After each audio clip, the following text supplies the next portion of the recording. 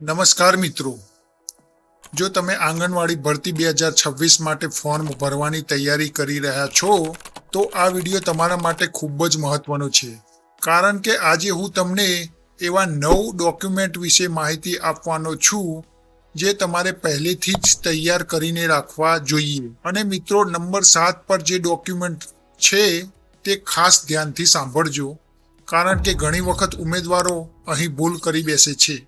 તો ચાલો એક પણ ડોક્યુમેન્ટ ભૂલ્યા વગર આખી લિસ્ટ જોઈએ. નંબર 1 પર છે લિવિંગ સર્ટિફિકેટ. સૌ પ્રથમ જરૂરી છે લિવિંગ સર્ટિફિકેટ એટલે કે શાળા છોડ્યાનો દાખલો.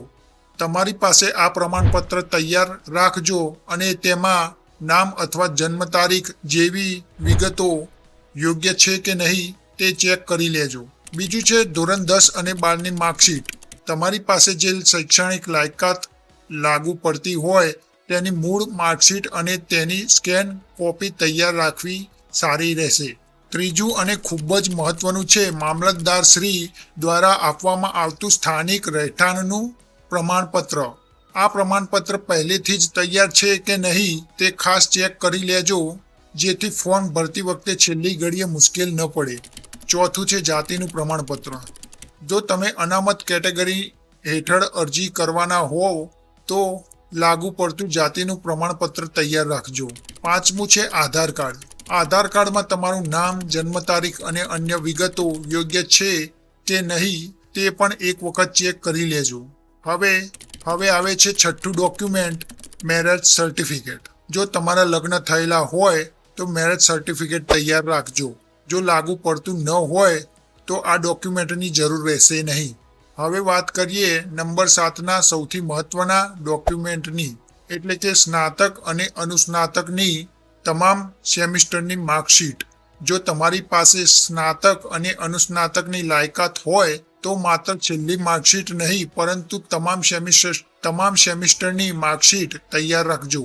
મિત્રો, આ બાબત ખાસ ધ્યાનમાં રાખજો અને તમારી બધી જ સેમિસ્ટરની માર્કશીટ એક જગ્યાએ રાખી દેજો. આઠમું છે આંગણવાડી તેડાગર તરીકેનો અનુભવ પ્રમાણપત્ર. જો તમે અગાઉ આંગણવાડી તેડાગર તરીકે કામ કર્યું હોય અને તમારી પાસે અનુભવ પ્રમાણપત્ર હોય તો તે પણ તૈયાર રાખજો. અને છેલ્લું છે સેલ્ફ ડિક્લેરેશન એટલે કે સ્વઘોષણાપત્ર. આ દસ્તાવેજ પણ તૈયાર રાખજો જો સત્તાવાર ભરતીની જાહેરાતમાં તેની માંગ કરવામાં આવે તો મિત્રો, આ હતી આંગણવાડી ભરતી 2026 માટે તૈયાર રાખવાના મહત્વના ડોક્યુમેન્ટની લિસ્ટ. મારી સલાહ છે કે આ તમામ ડોક્યુમેન્ટની ઓરિજિનલ સાથે સ્કેન કોપી તૈયાર રાખજો, જેથી ઓનલાઈન ફોર્મ ભરતી વખતે સમય બચે.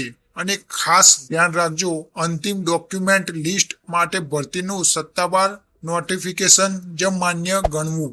જો આ માહિતી ઉપયોગી લાગી હોય તો વિડીયોને લાઈક કરો, જરૂરિયાતવાળા ઉમેદવારો સુધી શેર કરો અને આવી જ આંગણવાડી ભરતી તથા ગુજરાતની સરકારી ભરતીની અપડેટ માટે ચેનલને સબસ્ક્રાઇબ કરવાનું ભૂલતા નહીં. મળીશું હવે પછીના મહત્વના અપડેટ સાથે.